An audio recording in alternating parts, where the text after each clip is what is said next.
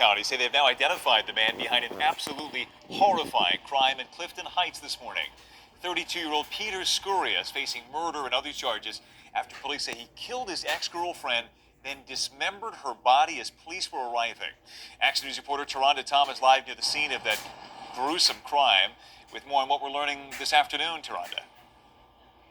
Well, Brian, we have to warn you, the details of this case are very disturbing. Now, this is the window where an officer saw the unthinkable. Police have never been called to this apartment address before, and when they were called this morning, it was a more gruesome scene than even a seasoned police chief could have imagined.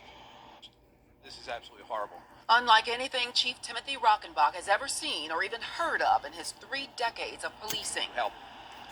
Actually, incredibly insane this is. Haunted by what one of his officers saw inside this apartment. He saw a male, and he was dismembering the body of a female. Prompting the officer to make a frantic call for backup. The officer and his partner went to the apartment in the 400 block of South Springfield Road just before 5 a.m. after a neighbor called 911.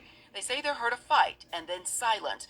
After a knock at the front door went unanswered, an officer walked around to a bedroom window.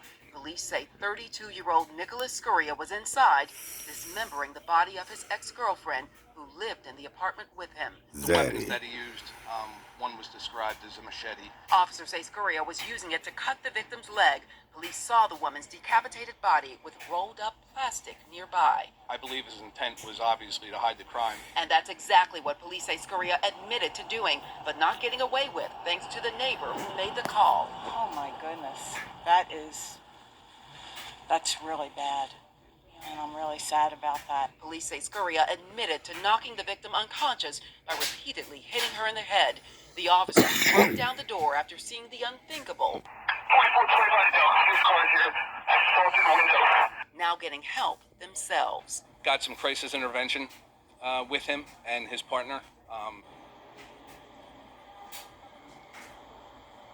Well, in addition to charges of first-degree murder and third-degree murder, Scuria also faces charges of abuse of a corpse.